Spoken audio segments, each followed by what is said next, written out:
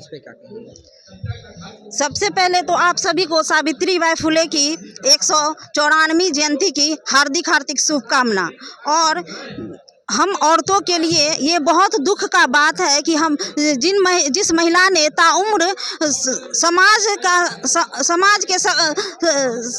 समाज के तमाम अत्याचारों को सहकर हम लोगों को पढ़ाने बढ़ाने के लिए और गढ़ने के लिए जिन्होंने अपना जीवन के तिलांजलि दे दी, उनके उत्सव मनाने के लिए हम महिलाएं आज आगे क्यों नहीं आ रही है। और मुझे उनको आप लोगों को बुलाने के लिए क्यों इस मंच से ये कहना पड़ रहा है कि महिलाएं जागरूक हो और आगे बढ़े और माता सावित्रीबाई फुले के उत्सव को हम लोग जश्न को बहुत धूमधाम से मनाएं। अभी भी 149 साल हो गए, 94 साल हो गया। हमारी सरकार में का भी इसमें बहुत बड़ा ये है कि उन्होंने इस चीज़ों को न किताबों में, न विद्यालयों में, न कॉलेजों में कहीं इस चीज़ को जागरूक नहीं किया।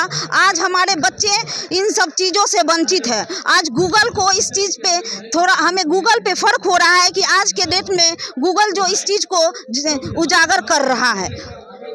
मान लीजिए कि आज के डेट में सरकार भी नहीं है, नहीं एनसीईआरटी बुक में पढ़ाया जाता है, और या तो बिहार गवर्नमेंट हो गया है, केंद्र सरकार हो गया, कहीं भी एनसीईआरटी किताब में नहीं है। हाँ, आपका कहना बिल्कुल सही है।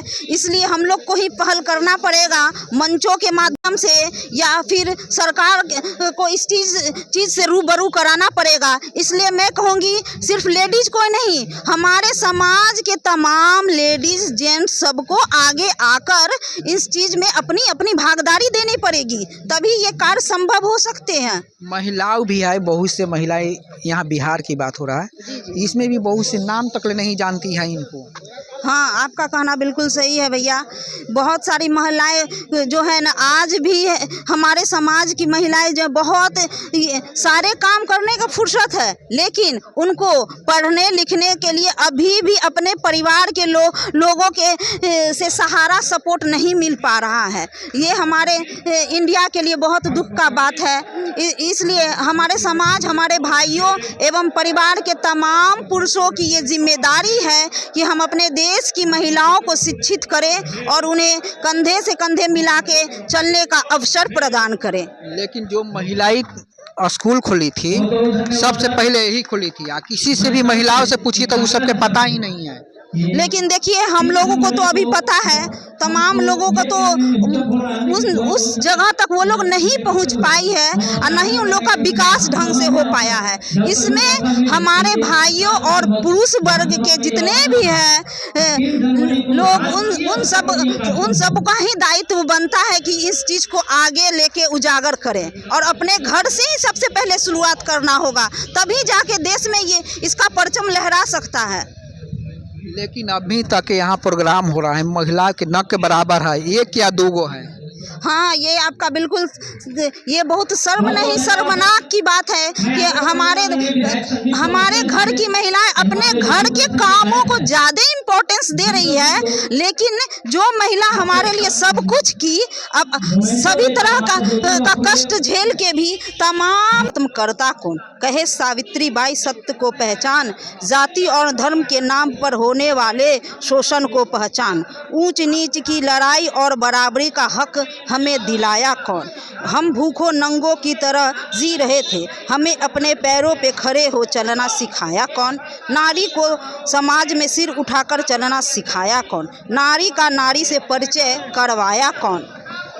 देश की नारी कुरीतियों की आग में जल रही थी, हर जाति हर धर्म की सुलग मर रही थी, विधवा होने पर जला देना पति के साथ या सिर मुड़वा देना, सबसे अलग थलग रहकर जीना, अकेलेपन की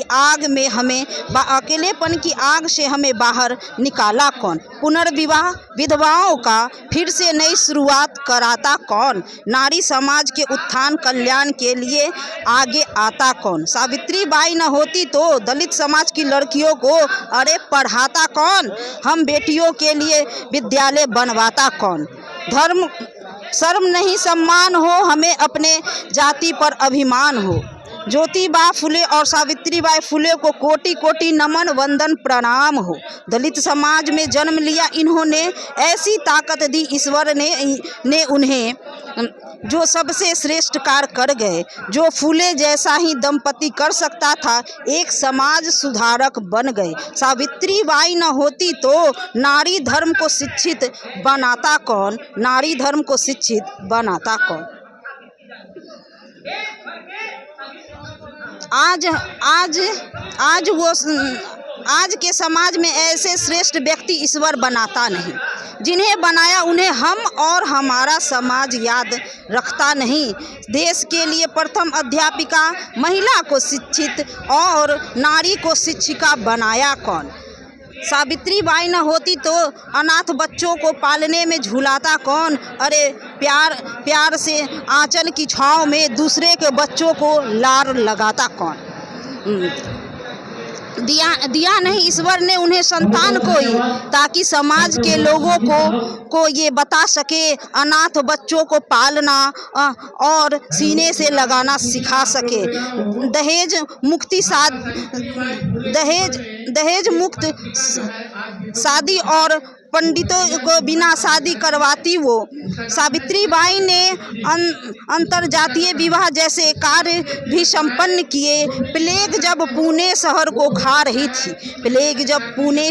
खा रही थी, उस वक्त सावित्रीबाई ने ही मरीजों और बच्चों की सेवा की। महामारी के मरीजों के लिए अस्पताल खुलवाया कौन। सावित्रीबाई न होती तो बीमार से तड़प रहे बच्चों को अपने पीठ पर डालकर अस्पताल तक लाता कौन। निस्वार्थ भाव से निस्वार्थ भाव से सेवा और इलाज करता कौन। सत्य शोधक समाज की स्थापना करता कौन। धन्य है वो माँ जो महामारी में बच्चों की सेवा करती रही। सेवा करते करते प्लेग जैसी संक्रमण बीमारी एक दिन उन्हें भी लग गई और उनकी मृत्यु हो गई।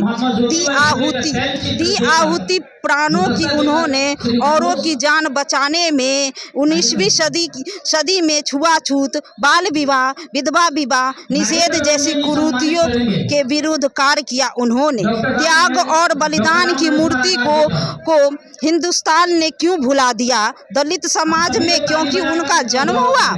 लक्ष्मीबाई की बहादुरी याद सभी को, लक्ष्मीबाई की बहादुरी याद सभी को, न आती समाज को सावित्रीबाई कभी याद। क्या देश की महिलाएं नहीं जानती, हम महिलाएं अगर शिक्षित और रोजगार के योग बनी तो सावित्रीबाई ही सबसे आगे खड़ी। 19वीं सदी की महानायिका सच्चे अर्थ में सावित्रीबाई ही थी।